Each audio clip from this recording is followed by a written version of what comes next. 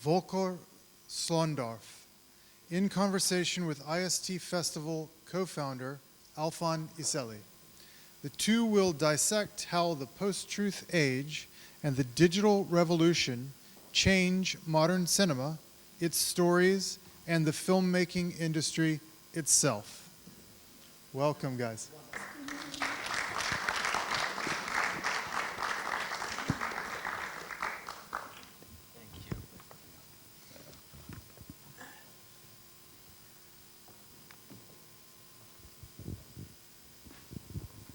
Good afternoon. I'm sorry to say I'm not that well prepared as previous speakers. Well, first of all, we're very honored and we're very happy that you joined us at this year's edition. And Mr. Schlöndorff is, as you might know, is one of the most important German filmmakers of the post-World War II era. If that was so, you wouldn't have to introduce me. No, just to start and to warm things up. He's a I'm going to throw you curves. And before we start, because you're one of the pioneering authors of the new German cinema, but I want to do a very quick intro how we get to the new German cinema, how it was born. Because in the 1920s and early 30s, the German movie industry was one of the major industries in the world during the Weimar Republic. And it produced great filmmakers like Fritz Lang, Murnau, Pabst, Ernst Lubitsch. And unfortunately, this creative outburst ended in 1933 with the Nazis coming to power. And of course, the Third Reich used cinema as an effective tool of propaganda until 1945. And after World War II, Germany was split into two, the DDR and the Bundesrepublik of Deutschland. And the cinema in the post-World War II era was mostly Trümmer films, which were kind of like the German version. They were influenced from the neorealism cinema of Italy, almost. But the defining... At what point may I interfere? Whenever you want, please. No. Finish your curve. And but the defining genre was, correct me if I'm wrong, was the Heimat film, which were simple moralistic tales of love and family stories set with gorgeous backdrops of the Alps of Bavaria, Austria, Switzerland, and it was critically not observed back then. But now, looking back, it's culturally also very significant because it represents a very peculiar time of Germany, the Wirtschaftswunderjahre, which you spent your youth in Germany. And can you tell us a bit about the social mood and the cultural zeitgeist of the Adenauer years? Yeah, I guess I tried to run away from it because it was very oppressive and boring years, the 50s in Germany. And in fact, just to add a few things to your analysis, because somehow we have the feeling with the digital age and post-truth, and I'm not sure I understand exactly what it all means, but I mean, I read the newspaper, so I hear the lingo. It is not intellectual categories I've been growing up with, and I'm too old to change now. But clearly, there is a total change, whether in cinema or in civilization, with let's say in the last 10 years, and I've lived at least through one similar period of that time, at least as far as cinema is concerned. That was the years of the Nouvelle Vague in France, and which then we a few of us exported into Germany. As to the kind of dominance or anyhow strength of the German cinema during the Weimar Republic, that was mostly because it was still silent. There were no dialogues. So you could compete with American or French cinema because you didn't have to listen to German language. The moment sound came in, the decline of the German cinema started because nobody wanted to listen to that language, and there was no dubbing in the first decade of filmmaking, and then came Goebbels, and that made it worse. So after the war, cinema was completely discredited because it served as a propaganda instrument, and because most of the talent was emigrated or fleeing to Hollywood. However, there was no re-emergence of the German films for quite a different reason. I mean, we were an occupied country, rightly so, because we had started the war.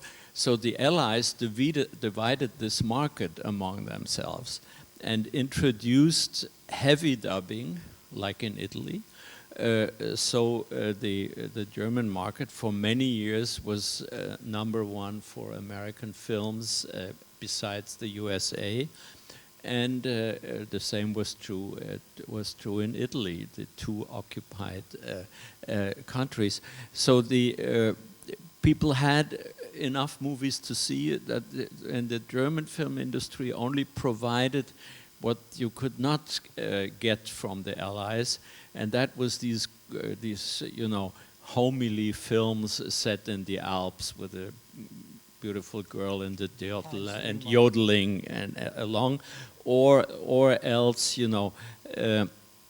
kind of exotic films that made people forget about the way the country was destroyed, and also forget about their guilt. So it was a very harmonizing film industry that put people asleep or made them feel good in a very superficial way. And we grew up in this atmosphere. My generation, I'm born in '39, so we were in the mid 50s. We were 15, 16 years old, and we couldn't stand it. I mean, this is where it was an unconscious revolt. It only came out in '68 for real, so to speak. But culturally, with the students. But culturally, it was already there. The true cultural revolution was in the early '60s. Bob Dylan, Rolling Stones. I mean, it started there, and it was in France, the Nouvelle Vague, and I was in. I went to France when I was 16 years old. First for 3 months to learn a little French, and I liked it so much better there than at home, that I did stay for the next 10 years, and was an assistant to Louis Malle, to Melville, to Alain Resnais. So I really lived in the moment of the Nouvelle Vague from within, as one of the boys there. And it was a similar evolution in France. It was a revolt against the established film industry, la qualité française, historical films, rififi films, films that did not really deal with social and political issues, and who aesthetically were kind of an imitation of Hollywood. And that's when Godard and Chabrol and Louis Malle and Truffaut, broke that mold and introduced not different stories. Actually, they made, I would say, almost films without stories. And that's what's happening now again. That's why it may be interesting. Anyhow, it was not that they told different stories, they told stories in a different way. It was really about the style, as you said, who was Katharina? Anyhow, each technology introduces a new art, Especially form, cinema. and it was the moment where you could build all of a sudden a camera that was handheld, that didn't need to be on a tripod, it didn't have to have all this heavy equipment, and at the same time you could take live sound with a little Nagra, it was called, a little recording machine. So these two things, the portable camera and the live sound, made possible a film like Breathless. That is really the example of it, which is you shoot in the street, you shoot with actors, but you shoot with a different kind of actors, not with actors who come from the theater, but actors who come from the streets, so to speak. And these means conducted, of course, led to a completely different type of stories as well, where the screenplay all of a sudden was not so important anymore. At least it seemed that way in the beginning, because you could almost improvise, like Godard, he improvised dialogues on the set, or scribbled on paper, or gave it to them, or even put in a little hearing aid in the ears and then whispered the dialogues as the actors went along. So it was a complete break from what had happened before. And so when I was about to make my first film, I was 25 and eager, of course, now to prove everybody I had to do everything before you were 30, because you don't try, the saying was don't trust anybody over 30. So we thought if we have, if we start at 25, we have 5 years to do honest work. After that, we would be creepy and shitty like everybody else too. So it was really incredible that all of the Nouvelle Vague filmmakers were about 25 when they made their first film, and they so I wanted to do mine. I was pretty much assimilated by then. And my friends told me, no, you don't make a French movie. You go to Germany and make a German film and show us how it is there. So this was practically the beginning of the so-called young German cinema or new German cinema. I came to Munich, and the first guy I met was Alexander Kluge, a little older than me. He rented me a room. And then I met another young guy, Werner Herzog, who was a couple of years younger than me, had just done his first short film. And I told him about the film I wanted to make, Young Turles. And he indicated, he said immediately, you can only shoot it in one place on the world. I'm just coming from there. That's the way he is, you know. And that is the one and only place where you can make your movie. And actually, I went there in Austria and made the movie. So since that day, and it must have been in 1965, to this day, we are best friends. And then two or three others came with it who had never been to France, but who shared the same feeling, the same necessity that our life should be the subject of our films. Until then, what we had seen in German cinema was melodramas or detective stories that were set in Soho or in Hong Kong or wherever. German reality did not exist in German films, and this is what we wanted to introduce, our reality. And then a couple of years later, Fassbinder came, and Wim Wenders, yet another couple of years later. And so all of a sudden, without having a formulated really much of a program, all of a sudden it's one of these accidents in history, I'd say, where all of a sudden a group of people are like-minded and do the same thing.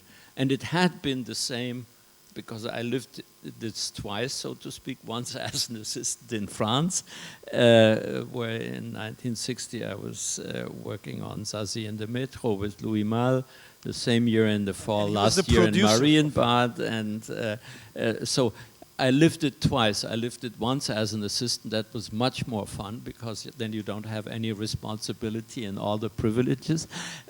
And the second time then with the German filmmaking. I'm sorry to mention or talk about these films. Probably none. You weren't even born then, and none of you has seen them.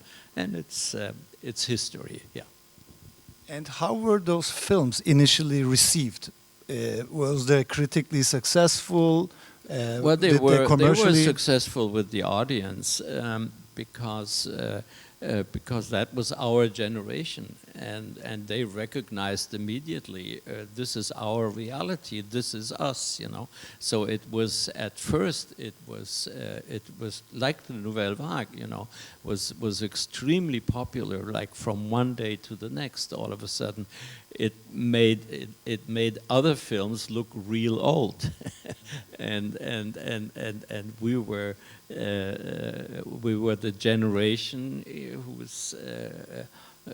This was a real break, and then of course we say 60s. You see, this was 66. My first film came out at the Cannes Festival, and was acclaimed. Got also critical Fibreci Award, and so.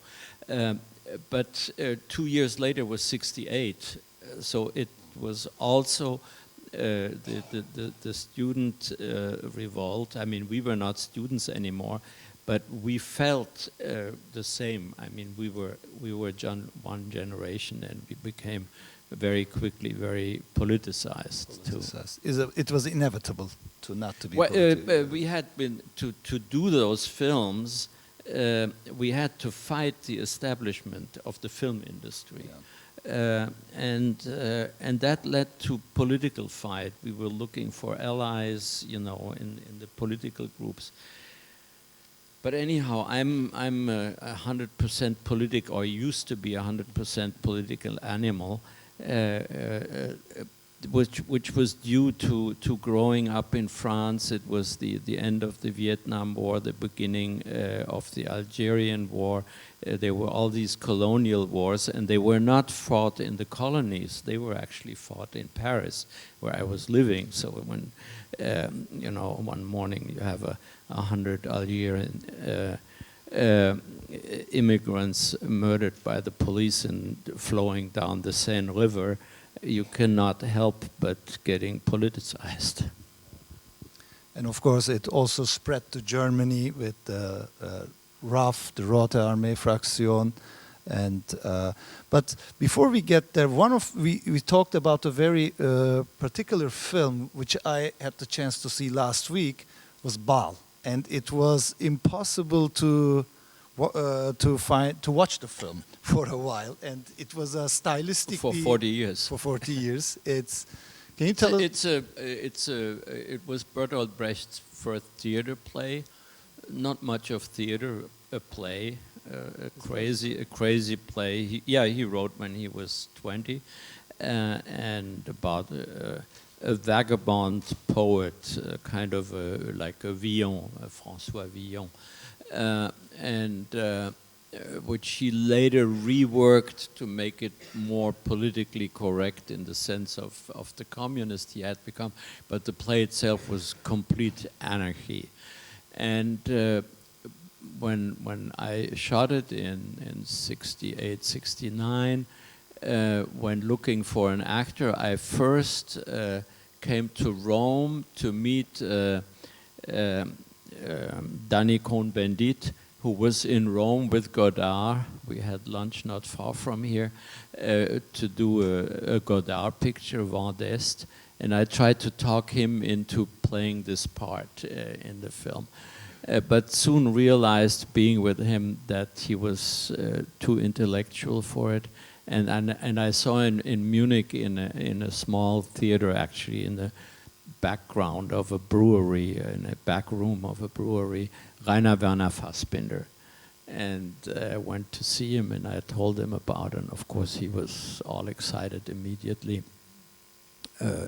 I think he would have accepted every part, but this part, it turned out, it was,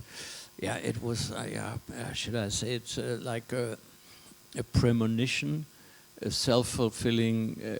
He was 22 or 23 then, and before start shooting, I mean, we took a little insurance, and as we always do when you make a film, so you have to go to a doctor to have a medical visit, and the doctor told him, you can't go on living like that. You know, you have a weak heart. You're 23 years old. Your body is in very poor condition. You better watch it. And when he came out, he concluded the opposite. He has to work harder and faster because he may not live long. And which is very much the character of this anarchist he was playing. And so when you see the movie today, you have the feeling that you see the curb of his own life, you know, burning the candle by both ends.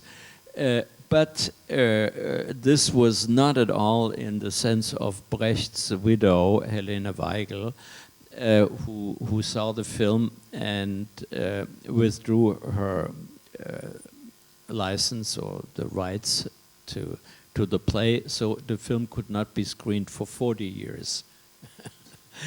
And yeah, it's still pretty fresh now.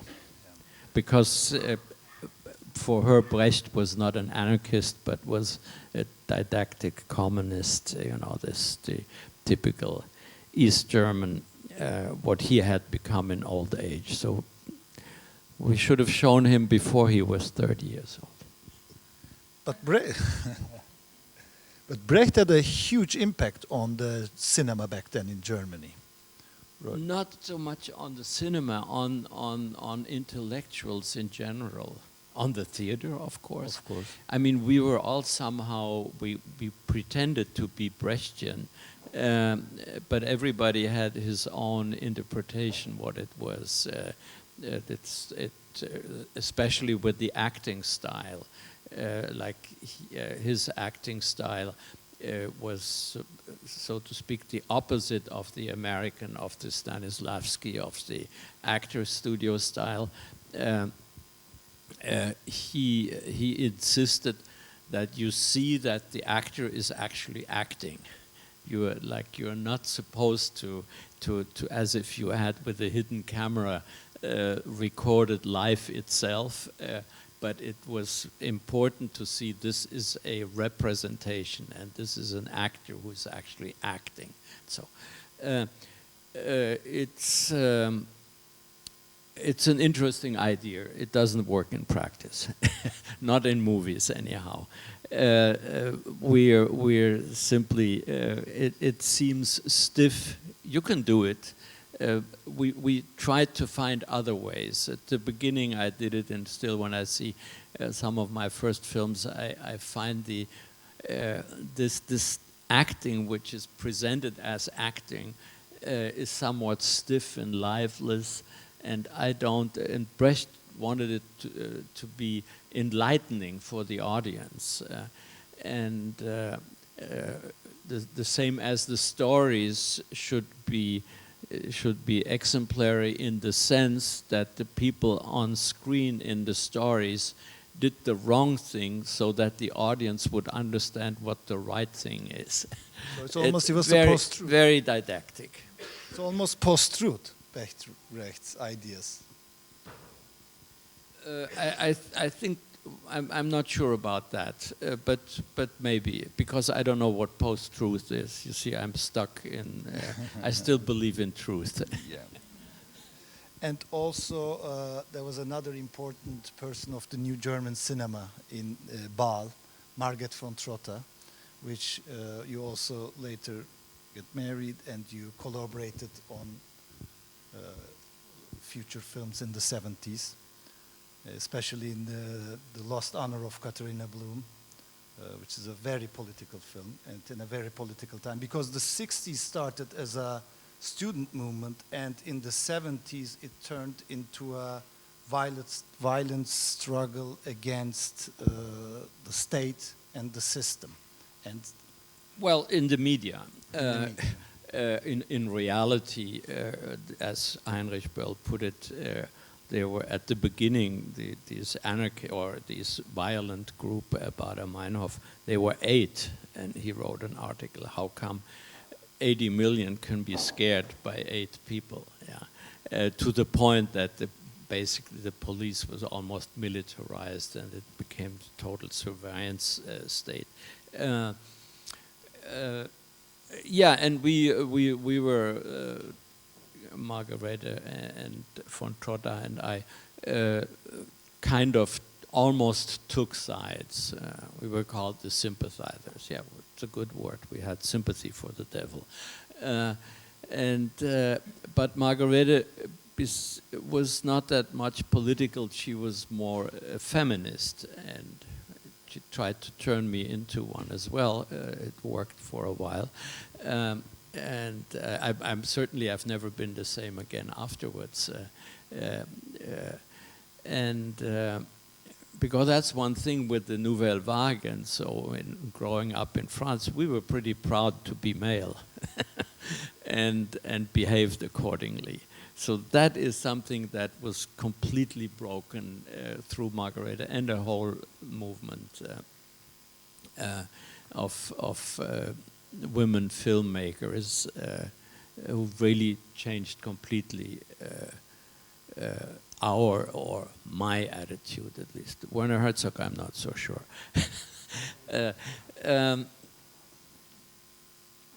Yeah, what was I was listening to some of the panels and very enlightening about the post-truth and what is the difference. And my feeling is that at least in filmmaking, the difference is that the old cinema believed in telling stories. And by the way, in that sense, I'm still old cinema. Because I grew up in literally 3 years in the Cinematheque in Paris, and all these silent movies you're talking about, those were my role models. Which is pretty much when I did The Death of a Salesman with Dustin Hoffman and Arthur Miller were the 2 producers. It was called DM Production. No, Hoffman Miller, HM Production.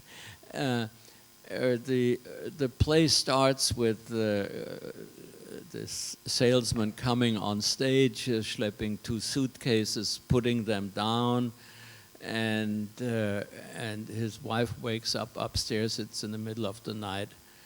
He was not supposed to come home, and his wife calls from upstairs, "Willie, what happened?" And Arthur Miller always said, this is the perfect beginning of a play or of a movie. What happened? And now we're going to be told a story. And that basically, I think something happened, and that's what we're telling. This was always the filmmaking until let's say the TV series now, the streaming series started, where all of a sudden you did not have this curb anymore, an exposition and a climax and a conflict and growing and subplots and finally resuming in an ending. The only one who already in the time of the Nouvelle Vague in Paris questioned that was Jean-Luc Godard, when he said, of course every movie has to have a beginning, a middle and an end, but not necessarily in that order. I think you could say that from TV series now. They don't go for this long curve, almost epic curve. They go from 5 minutes to 5 or 7 minutes to 7 minutes. And you don't necessarily have to know what happened before. nor really to wonder where is it all going to end, as long as you have every 7 minutes this kind of a cliffhanger that makes you, you know, like a drug, so that you want to take the next portion, the next one. So, of course, in that way, you tell completely different stories, and you tell them in a completely different way, and the audience receives them in a very different way. It is not anymore like you go to a theater or a concert, or like we used to go to a movie house, you know, prepare, oh, next Thursday we're going to see this and this movie at 8 o'clock, and you go cross town and you go somewhere and you queue to get in, and you receive it sitting religiously in the dark, and then you come out and then you start to debate about the movie you've just seen for hours and hours. This experience just doesn't exist anymore. Nobody does this anymore. I have a 26-year-old daughter. She receives films in a completely different way, and therefore the films become completely different. And where do you think the future of cinema is going to head? Because it's getting very difficult for young filmmakers today to make films like Young Turles or Bal. Yeah, but I don't think they try anymore. Nobody would try to do the Tin Drum today, or what other films of mine.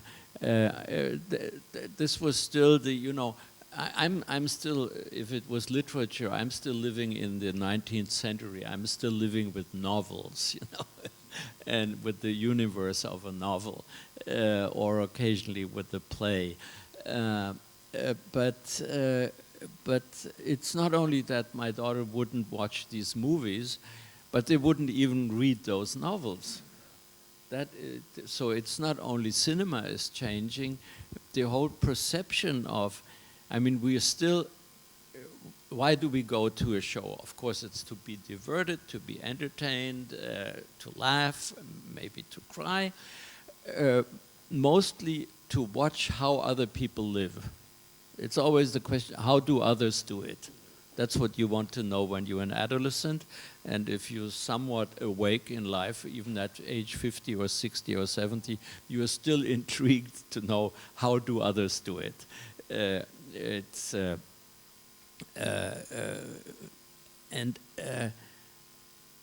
So you can get this information, how others do it, even if it's not a story that's being told, even if it's not a 90 minutes movie, they grab it in a different way. I'm sure my daughter has as many experiences as I had at her age, from art, from culture, but in a completely different way. And would you ever consider... And we just imagine 100 years or 150 years ago, there was no cinema, and people also had, you know, were crying and laughing and doing things. It's just the art form changes, but our need for our need to know how to live and how others live is the same, always, since the first man drew an elephant on the wall of a cave. Why did he do that? You know, wanted to protect himself from the elephant. Maybe the representation. You know, once he was on the wall, the elephant was less dangerous, or maybe it gave him the strength. What was the role of art in the cave? Communication? Yeah, absolutely. So it's self-expression. there is, we apprehend the world differently, but I'm not sure that the human art changes through technology. I'm not sure whether human nature changes through technology, even though with a question mark, because maybe the digital, maybe the artificial intelligence, maybe after all it may change human nature. But do you... I'm not going to live to see it, but and I don't want to. For me, human nature is fine just as it is, ambiguous and full of surprises. But do you think really, talking about artificial intelligence, do you really think a computer can mimic human emotions and desires? It's very simplifying. Mimic maybe, but he can't feel it. He can't feel it. And in my opinion, if he can't feel it, then it cannot move us either. There is a very strange thing. I mean, Henry James, the novelist, said, you know, any good novel needs at the start life lived, a small or a large portion, but life lived, an experience the writer actually had while living. And from there he can change it, he can do this or that, but you need life lived at the and that goes for the same for a painting, it goes for music, it goes for all art. So therefore, I think a computer, since cannot have life lived, he can make a lot of imitations, but it doesn't work. I saw the tragic example of a very talented young Polish painter whose work I started to collect. Roman Lipski lives in Berlin. And he got all of a sudden into the computer world and with some computer people. And for 5 years now, he's painting with a computer, and it's completely lifeless stuff. Nobody, you know, it's not impressive at all. You can use it for illustration in magazines or so. And I'm very sorry for him because his paintings don't sell anymore. But I'm also very sorry for me because his old paintings, which are really good, are worthless too. And would you ever consider to direct any type of content for these streaming sites, for these new or a TV series? Yeah. Look, I'm making movies and I continue to do so, except that right now I'm working on a documentary which will be a propaganda film to regreen the world. It's called The Forest Maker, and it's about an agronomist who is actually making forests grow in the Sahel zone and in Asia without planting a single tree. So it's fantastic, going to the roots that are still underneath.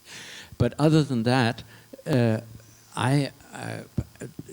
only reason I do films, I love to be on the set, I love to be with the crew, and I like to work with actors more than anything. And all my friends, almost all my friends, are actors and a few writers. Because it's the kind of people I like to be with. And so whether it's for a streaming or for a movie, a singular movie, I don't really care. And is it your next documentary? Is it for a streaming site or theatrical release? I wish I knew. No, I was just 4 weeks in Africa with this agronomist, Tony Rinaldo, who received an alternative Nobel Award in Stockholm in December. That's how I became aware of him, and I followed him to Ghana, Mali, and Niger, and shot for 4 weeks with him. And then I put it together, and then I went in a trailer, and I'm coming to your question. And then I bought a flight to Los Angeles, and my first interview was with Amazon, followed by Netflix, followed by Apple. And I pitched my project. So far, nobody picked it up. You see, I'm not scared by them. I want to seduce them. I want to talk them into producing. Well, you can even... They don't, it's simply, no, they are all fascinated, but you see that this is interesting. And by the subject and the best pitch they ever had, blah, blah, blah. But documentaries are quite popular, but not popular enough to subscribe a streaming service. that is only through the fiction series. And that's why we put money only into fiction series. And since we have, kind of a monopoly, a very strong position, every filmmaker who has a documentary comes to us anyhow, so we don't have to finance those films. We just take them into distribution, in between the fiction series. Maybe we are running out of time, but maybe a few questions from the audience. Please.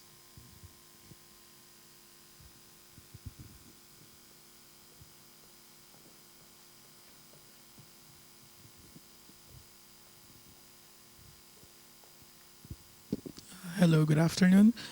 In response to the statement about young filmmakers, the films that young filmmakers are making right now, I think I would like to tell that we are limiting our lens in how we are observing the works of young filmmakers right now. Because if we are going to discover or go to regional territories in Indonesia, in the Philippines, in Brazil, in South America, I think the movement that is actually rising right now are from these regions.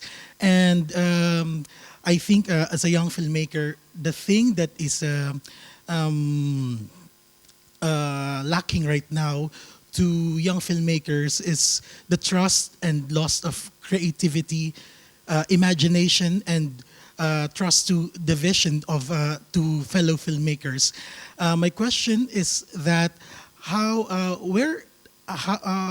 where do you think this loss of imagination, this of creativity, is coming from at this particular time? Because right now we are living in a very historical moment. But then, if you see the films of filmmakers who are always featured in film festival or who are given opportunities to showcase their films, it's always the same story.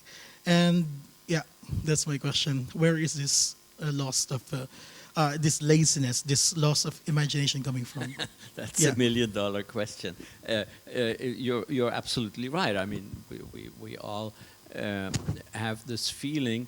But I think it's not so much a loss of imagination. I'm speaking now of European and partly American filmmaking. There is a lack of urgency. You feel the movies, okay, it's fine, not so bad, and so, but it's not really necessary. You don't feel the urgency within the filmmaker to tell this story or to show this aspect of life.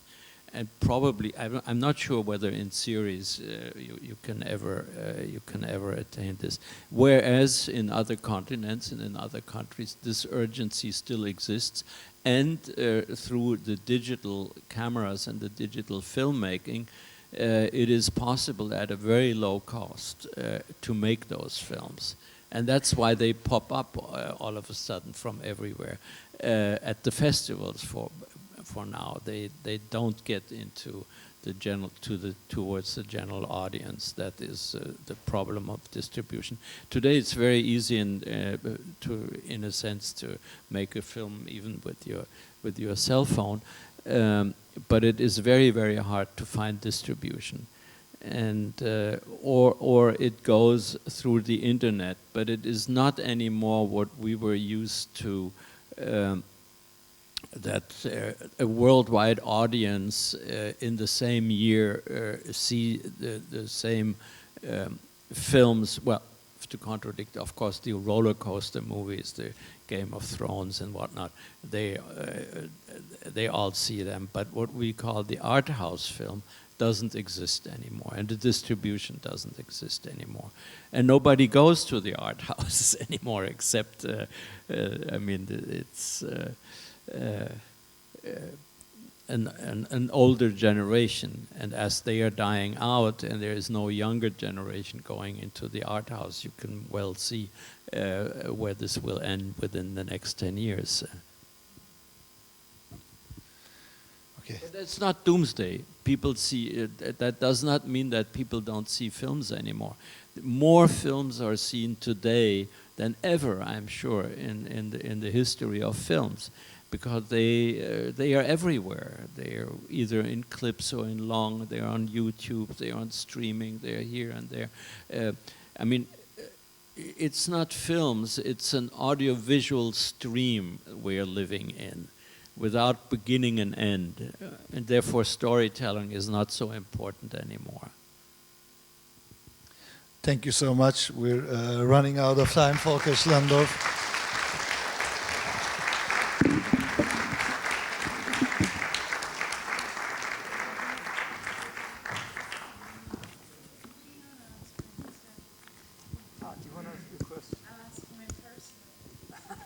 I wanted to know how you put the soundtrack together on the tin drum, because I have it on vinyl and I love this record. I'm sorry. The soundtrack of the tin drum. The soundtrack of Soundtrack. Oh, the On vinyl. This accordion music. Oh yes, Where did you find that? no, it's not an accordion. It's nobody can say what it is. Actually, it's called a fujara. It's a shepherd's instrument from the Balkans, a bit like the Alphan horn or so. You know, like a kind of a wooden instrument, like a very large flute, or how do you say? And it does this. It's not even like music. It's something very strange. And Maurice Jarre, the composer, had heard it in London in some ethnic concert and found the people to do it.